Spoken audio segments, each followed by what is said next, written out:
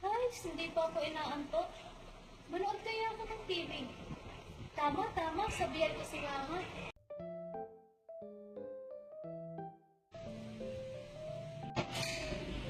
Ma! Bakit anak? Ma, pwede ba akong manood ng TV? Hindi pa kasi ako inaantok eh. Sige anak, basta huwag kang magkakaabot ng hanggang gabi ah. Opo, ma.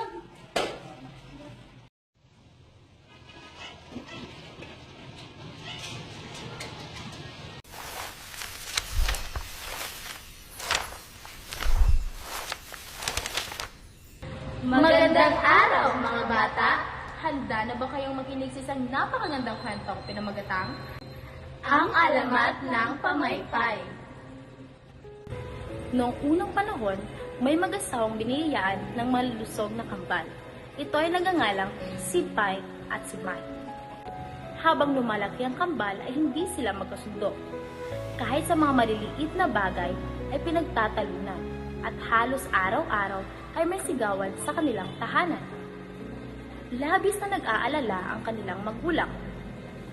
Dahil ang dating payapang bahay ay napupuno na ng ingay at alitan. Isang araw, dumating ang matinding taginit sa kanilang lugar. Lalong uminit ang araw na parabang nangangalit at unti-unting natuyo ang mga halaman, ilog at bukirin.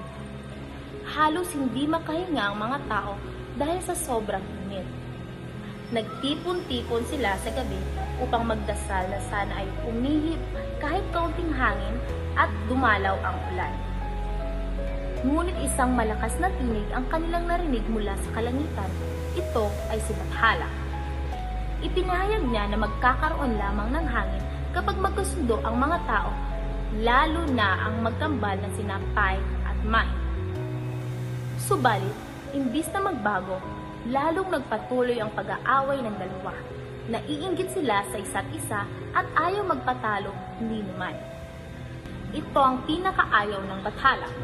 Kaya bumaba siya sa lupa at mahigpit na sinabi, "Kapag hindi pa kayo tumigil sa inyong pag-aaway, paparusahan ko kayo. Ang kamatayan ay hindi manggagaling sa inyo, kundi sa kasalanan ng inyong dalawa." Ngunit hindi nakinig ang kambal.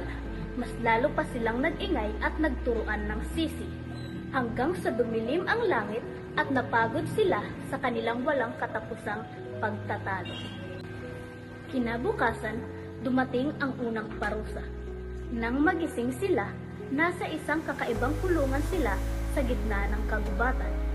Makulimlim ang paligid at tanging huni ng ibon lamang ang mga naririnig. Gulat na gulat ang kambal. Wala ang kanilang mga magulang. Wala ang kanilang tahanan. Agad silang napaiyak, ngunit kahit sa pag-iyak ay nag-aaway pa rin at nagsisisihan. Habang patuloy silang nagkakagulo, biglang pumulog at lumiwanag ang paligid. Muling nagpakita si Bathala. Wika ni Bathala, "Kung matagal na sana kayong nagmamahalan, hindi sana kayo mapupunta rito. Bibigyan ko kayo ng huling pagkakataon. Magbati kayo at mag-isip ng paraan upang labanan ang matinding init. Kapag magtagumpay kayo, makakabalik kayo sa inyong mga magulang." Tahimik ang kambal. Sa unang pagkakataon, nagtinginan sila at muling naalala ang kanilang mga magulang na nag-aalala at naghahanap sa kanila. Unti-unti nilang naunawaan ang kasalanang nagawa nila. Naghanap sila ng maaaring gamitin sa paligid. Sa tabi ng kulungan ay may matitibay na kawayan. Kinuha nila ito, pinaghati-hati ng pahaba, ginawang manipis, at pinagdudugtong-dugtong. Nagdagdag sila ng malalapad na dahon hanggang sa mabuo ang isang bagay na maaaring makalikha ng hangin. Sa wakas, nagtagumpay sila. Sabay nilang tinawag ang kanilang likha na Pamaypay mula sa pinagsama nilang pangalan na Pai at Mai.